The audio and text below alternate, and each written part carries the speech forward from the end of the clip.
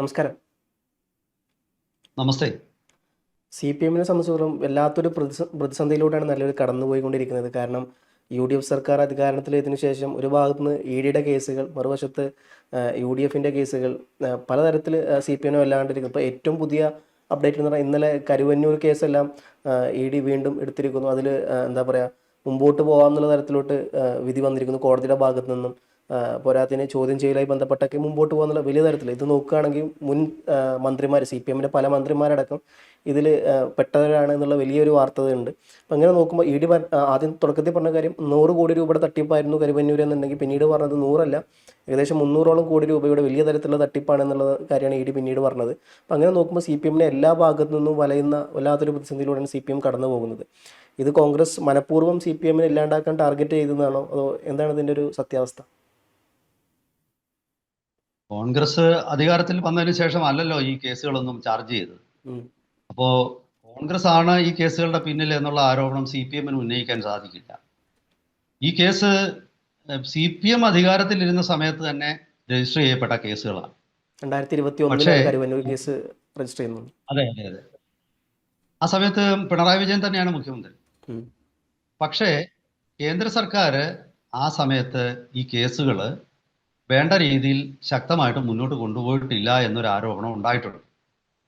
കരുവന്നൂർ കേസിലെ C P എമ്മിനെ രക്ഷിക്കാമെങ്കിൽ സുരേഷ് ഗോപിയെ തൃശ്ശൂരിൽ വിജയിപ്പിക്കാം ലോക്സഭയിലേക്ക് എന്നൊരു ഡീല് അവിടെ ഉണ്ടായിരുന്നു എന്നുമൊക്കെയുള്ള ആരോപണങ്ങൾ വന്നിട്ടുണ്ട്. നമുക്ക് ഈ ആരോപണങ്ങളൊന്നും തെളിയിക്കാനുള്ള രേഖകളൊന്നും നമ്മുടെ കയ്യിലില്ല. ഇതൊക്കെ ആരോപണങ്ങൾ രാഷ്ട്രീയത്തിൽ ഉന്നയിക്കുന്ന രാഷ്ട്രീയ ആരോപണങ്ങളാണ്. ഇപ്പോഴ് ഈ കേസ്, കരുവന്നൂർ കേസ് അതീവ നിർണായകമായ ഒരു ഘട്ടത്തിലേക്ക് പ്രവേശിച്ചിരിക്കുന്നു. എന്താണ്? ഈ പ്രതികളാക്കപ്പെട്ട മുൻ മന്ത്രിമാരായ കെ രാധാകൃഷ്ണൻ, ഇപ്പോഴും എം പിയാണ് അദ്ദേഹം, അതുപോലെ AC മൊയ്തീൻ, ഇപ്പോഴും MLA അല്ലേ AC മൊയ്തീൻ, ആ രണ്ടു പേർക്കുമെതിരെ ഉൾപ്പെടെയുള്ള പ്രതികൾക്കെതിരെ കേസെടുക്കാൻ പ്രഥമ ദൃഷ്ട്യാ തെളിവുണ്ടെന്ന് കോടതി പറഞ്ഞിരിക്കുകയാണ്. അതീവ ഗുരുതരമായ ഒരു സ്ഥിതിവിശേഷമാണ്. അതായത് ഒരു FIR ഇട്ടാൽ തന്നെ അന്തസ്സുള്ള ഒരു രാഷ്ട്രീയ നേതാവ് രാജിവെക്കേണ്ടതാണ്. അത് രാഹുൽ മാങ്കൂട്ടത്തിലിനെ പോലുള്ള ഒരാള് അതിനു മുമ്പ് തന്നെ കോൺഗ്രസ് പുറത്താക്കിയിരുന്നു.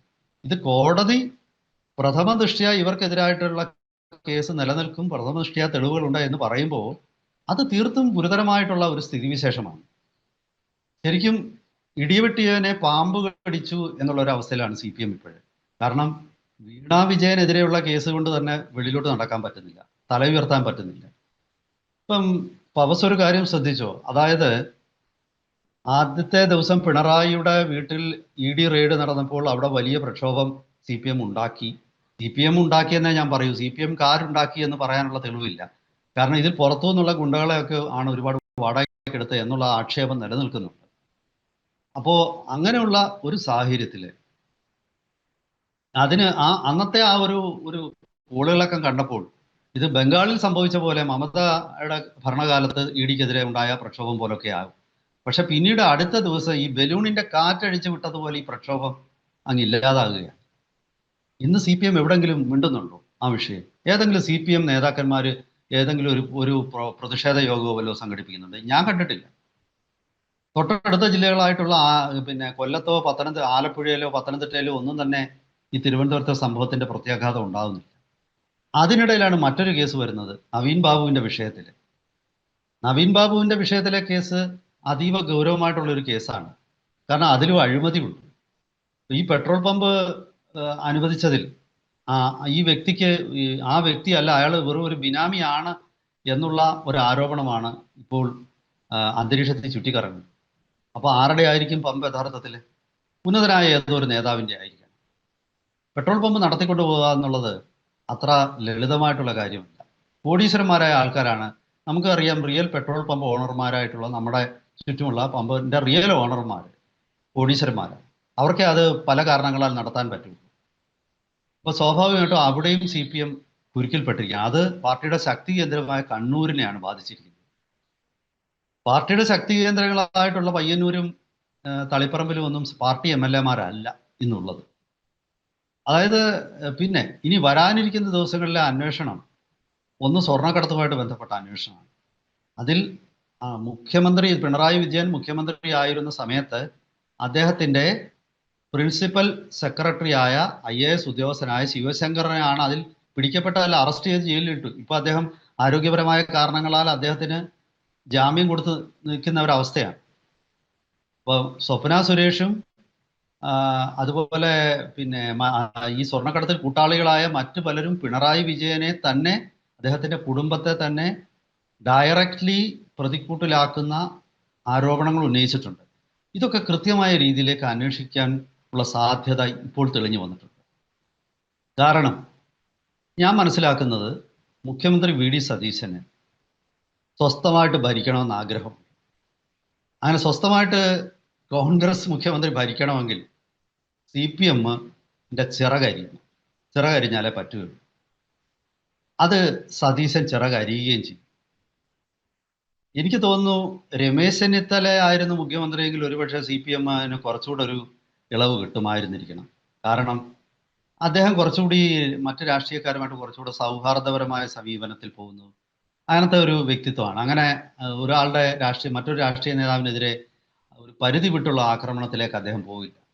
പക്ഷേ സതീശൻ അങ്ങനെ അല്ല. സതീശന് നിശ്ചയദാർഢ്യവും അതുപോലെ പിന്നെ രാഷ്ട്രീയമായിട്ടും അദ്ദേഹത്തിന് വളരെ കുശലതയുമുണ്ട്. ഇപ്പം സതീശൻ മോദിയെ കണ്ടിട്ട് തിരിച്ചു വന്നു. കേരളത്തിൽ EDയുടെ റെയ്ഡ് പ്രതിപക്ഷ നേതാവിൻ്റെ വീട്ടിൽ നടന്നു. ഒരുപാട് ചോദ്യങ്ങൾ ചോദിച്ചു. സതീശൻ ഒരു മറുപടിയും പറഞ്ഞില്ല.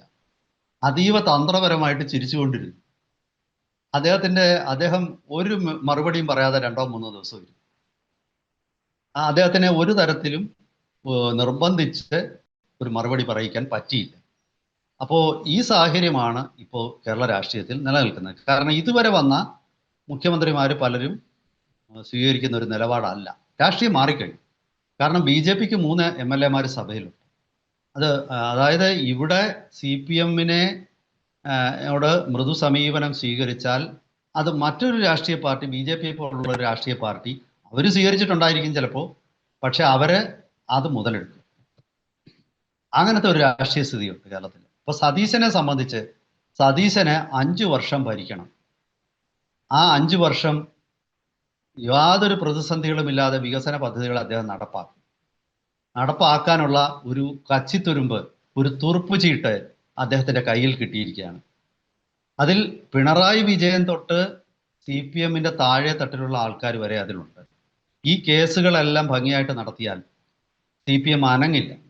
കണ്ണൂർ തൊട്ട് തിരുവനന്തപുരം വരെ ഇത് ബാധകമാണ്. ഇത് ബുദ്ധിയുള്ള ഒരു രാഷ്ട്രീയക്കാരൻ ഇത് തിരിച്ചറിയും. ഇപ്പം നിങ്ങൾ ഒരു കാര്യം ശ്രദ്ധിച്ചോ എന്ന് എനിക്ക് അറിഞ്ഞുകൂടാ. ഇപ്രാവശ്യം സതീശൻ ഡൽഹിയിൽ പോയപ്പോൾ പിണറായി പലപ്പോഴും പോകുമ്പോൾ അദ്ദേഹം മോദിയെ മാത്രമാണ് കാണുന്നത്. സതീശൻ ആദ്യം കണ്ടത് അമിത്ഷായാണ്. അത് ആരും ശ്രദ്ധിച്ചില്ല, അതിനെക്കുറിച്ച് ആരും ചർച്ച ചെയ്തില്ല. അത് വളരെ അർത്ഥഗർഭമായ ഒരു കൂടിക്കാഴ്ചയാണ്. കാരണം കേന്ദ്ര ആഭ്യന്തരമന്ത്രിയും പലപ്പോഴും ഈ പറയുന്ന രാഷ്ട്രീയ വിഷയങ്ങളിൽ തീരുമാനമെടുക്കുന്ന വ്യക്തിയും അമിത്ഷായാണ്. നരേന്ദ്രമോദി കുറച്ചുകൂടി വലിയ വിഷയങ്ങളും അന്താരാഷ്ട്ര വിഷയങ്ങളും ഒക്കെ ആയിട്ട് അദ്ദേഹം അവിടെയാണ് അദ്ദേഹത്തിൻ്റെ ഏരിയ. ഇത്തരം വിഷയങ്ങളിലെല്ലാം മോദിയെ കണ്ടിട്ട് കാര്യമില്ല. കാണേണ്ട വ്യക്തി അമിത്ഷായാണ്. അവിടെ കൃത്യമായ ഒരു ധാരണ ഒരുപക്ഷെ സതീശൻ എത്തിച്ചേർന്നിരിക്കാം. കാരണം ഇവിടെ CPMനെ കൊണ്ട് ഇനി BJPക്ക് പ്രയോജനമൊന്നുമില്ല, പ്രത്യേകിച്ച് പിണറായി വിജയനെ കൊണ്ട്. പിണറായി വിജയൻ പോപ്പുലാരിറ്റി, അതായത് ജനപ്രിയത നഷ്ടപ്പെട്ട ഒരു പഴയ കമ്മ്യൂണിസ്റ്റുകാരനാണ്. അദ്ദേഹത്തിന് മകളെ രക്ഷിക്കണോ പാർട്ടിയെ രക്ഷിക്കണോ മറ്റൊരാളെ സഹായിക്കണോ? ഈ 3 ചോദ്യം വന്നാൽ പുള്ളിക്ക് ഒരേ ഒരു ഉത്തരവേ ഉള്ളൂ, മകളെ രക്ഷിക്കാൻ. ആ മകളെ രക്ഷിക്കാനായിട്ട് പോകുന്ന പിണറായിയെ താങ്ങണോ എന്നുള്ളൊരു ചോദ്യം ഇന്ന് കേരളത്തിൽ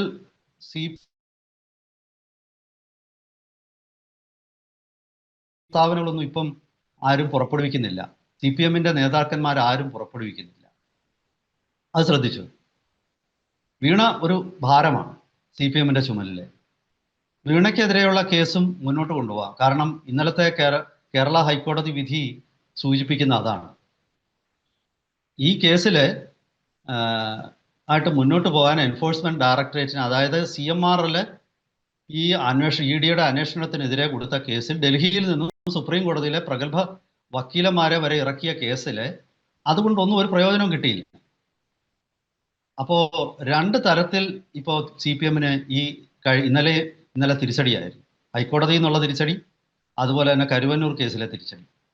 CPM-നെ സംബന്ധിച്ചിടത്തോളം സഹകരണ മേഖല പാർട്ടിയുടെ നിലനിൽപ്പിന് ആധാരമാണ്. സഹകരണ മേഖലയിൽ നിന്നാണ് പാർട്ടി പലപ്പോഴും ഫണ്ടുകൾ കിട്ടിക്കൊണ്ടിരുന്നത്. 1-2 കോടിയല്ല, 100 കണക്കിന് കോടി രൂപയുടെ അഴിമതി. അത് പുറത്തു വരുമ്പോൾ അഴിമതി മാത്രമല്ല, കള്ളപ്പണമുണ്ട്. ഈ അഴിമതി പണം എങ്ങനെയാണ് ഇൻവെസ്റ്റ് ചെയ്തിരിക്കുന്നത്? അത് ഹവാല റൂട്ടിലൂടെ ആയിരിക്കും. ഈ അഴിമതിക്കും സ്വർണ്ണ കള്ളക്കടത്തിനും തമ്മിൽ ബന്ധമുണ്ടോ? അതും അന്വേഷിക്കേണ്ട വരും ദിവസങ്ങളിൽ വല്ലാത്ത കുരുക്കിലേക്ക് പെടേണ്ട വരും. ന്യായീകരിച്ച് എവിടം വരെ പോകും? അണികൾക്ക് ന്യായീകരിക്കാൻ താല്പര്യമുണ്ടാവും? എനിക്ക് തോന്നുന്നില്ല. SFIക്കാരൊന്നും ഇപ്പം മിണ്ടുന്നില്ലല്ലോ, ജയിലിലാണ്. ഞാൻ ഈ കഴിഞ്ഞ ദിവസം ഈ കാർഷിക സർവകലാശാലയുടെ വെള്ളായണി കോളേജിൽ ഇലക്ഷൻ നടന്നു. പണ്ട് പിന്നെ സ്ഥിരം SFI ജയിച്ചുകൊണ്ടിരുന്ന, ഈ കഴിഞ്ഞ ദിവസം നടന്ന ഇലക്ഷനിലെ 33 സീറ്റിൽ 32 KSU ജയിച്ചു. നോക്കണേ കാര്യങ്ങൾ പോകുന്ന പോക്ക്. നിശബ്ദമായിട്ട് അത് വലിയ വാർത്തയാക്കിയില്ല, KSUവും വാർത്തയാക്കിയില്ല, SFI സ്വാഭാവികമായിട്ടും മിണ്ടില്ല. അതായത് CPM പല തലങ്ങളിൽ വെല്ലുവിളി നേരിടും. CPM-നെ വേണ്ടി തെരുവിലിറങ്ങി ബഹളം വെക്കാൻ ഇനി പഴയതുപോലെ ആരും തയ്യാറല്ല. കാരണം കേന്ദ്രത്തിൽ ഇരിക്കുന്ന BJP അതീവ കർശനമായിട്ട് പല കാര്യങ്ങളും പിന്നെ ഫോളോ അപ്പ് ചെയ്യും. ഡൽഹിയിൽ സമരം നടത്തിയാൽ MA ബേബിയും അതുപോലെയുള്ള നേതാക്കന്മാരും അകത്തു പോകും. അത് CPM-നെ സംബന്ധിച്ച് സഹിക്കാൻ വേണ്ടി ഡൽഹിയിൽ ഒന്നും ചെയ്യാൻ CPM-നെ കൊണ്ട് സാധിക്കില്ല. ഡൽഹിയിൽ പോയിട്ട് ഒരു ബഹളവും വെക്കാൻ സാധിക്കില്ല. വളരെ ദുർബലമായി 15-20 പേര് ഉള്ള ഒരു ജാഥയാണ് പിന്നെ ED-യുടെ ഹെഡ്ക്വാർട്ടേഴ്സിലേക്ക് പോയത്. ഞാൻ പറയുമ്പോൾ ചിലർക്ക് ഹൃദയവേദന ഉണ്ടാകാം, പക്ഷെ ഞാൻ പറഞ്ഞത് സത്യമാണ്. അപ്പോൾ ബൃന്ദ കാരാട്ടിനും അതുപോലെ തന്നെ ഈ MA ബേബിക്കുമൊക്കെ നല്ല ഭക്ഷണം കഴിച്ചു, നല്ല AC റൂമിലിരുന്നും ഒക്കെയുള്ള പിന്നെ ജീവിതമാണ്. ഇന്നലെ നമ്മൾ കണ്ടു, അവിടെ ഈ കോക്രോച്ച് ജനതാ പാർട്ടിയുടെ സമരം നടത്തുമ്പോൾ അതിൻ്റെ നേതാവ് ദീപ്കെ തലകറങ്ങി വീണു. കാരണം ഡൽഹിയിലെ ചൂട് അങ്ങനെയാണ്. നമ്മൾ വരുന്ന ഒരു സാഹചര്യമുണ്ട്, നമ്മൾ ഈ റഫ് ആൻഡ് ടഫ് ആയിട്ടുള്ള സാഹചര്യത്തിൽ നിന്നും റോഡിൽ കിടന്ന് ജീവിക്കുകയും വളരെ ബുദ്ധിമുട്ടുള്ള അവസ്ഥയിൽ ജീവിക്കുകയൊക്കെ ചെയ്തവർക്ക് സമരം ചെയ്യാൻ പറ്റുള്ളൂ. ഇത് പോലീസൊന്നും ചെയ്യണ്ട, സ്വാഭാവികമായിട്ടും ഇവരങ്ങ് ഡിസ്പേഴ്സ് ആയിപ്പോകും. അപ്പം അങ്ങനെയുള്ള ഒരു തലമുറയാണ് ഇന്നുള്ളത്. ആ തലമുറയ്ക്ക് സമരം ഡൽഹിയിലെന്നല്ല, തിരുവനന്തപുരത്ത് പോലും സമരം ചെയ്യാൻ പറ്റത്തില്ല. പണ്ടൊരിക്കൽ സെക്രട്ടേറിയറ്റ് വളയാനായിട്ട് ഇതുപോലെ വന്നിട്ട് അവസാനം ഓരോരുത്തർ ഈ കക്കൂസ് അന്വേഷിച്ച് ഓടുവായിരുന്നു. കാരണം പലർക്കും ഈ വെളിമ്പറമ്പുകളിൽ പോയിട്ട് ശീലമില്ല. അപ്പൊ ഇതൊക്കെ ഒരുപാട് ബുദ്ധിമുട്ടുണ്ട്. പ്രായോഗിക തലത്തിൽ വരുമ്പോൾ ദിവസങ്ങൾ നീണ്ടു നിൽക്കുന്ന ഒരു സമരം എന്ന് പറയുന്ന അത്ര എളുപ്പമുള്ള കാര്യമല്ല. എന്തായാലും CPM-നെ സംബന്ധിച്ചിടത്തോളം അതീവ കൗശലവും ബുദ്ധിയും ഉപയോഗിച്ച് നിലനിൽക്കേണ്ട ദിവസങ്ങളാണ് വരുന്നത്. എങ്ങനെ പാർട്ടി ഇതിനെ കൈകാര്യം ചെയ്യുമെന്നുള്ളത് വരും ദിവസങ്ങളിൽ നമുക്ക് കാണാം. എന്തായാലും ശരി, കൂടുതൽ വിശകലനങ്ങളും കൂടുതൽ വാർത്തകളും ഒക്കെ ആയിട്ട് വീണ്ടും വരും ദിവസങ്ങളിൽ നമുക്ക് പ്രേക്ഷകരെ സമീപിക്കാം. അതുവരെ എല്ലാവർക്കും ഒരിക്കൽ കൂടി നമസ്കാരം.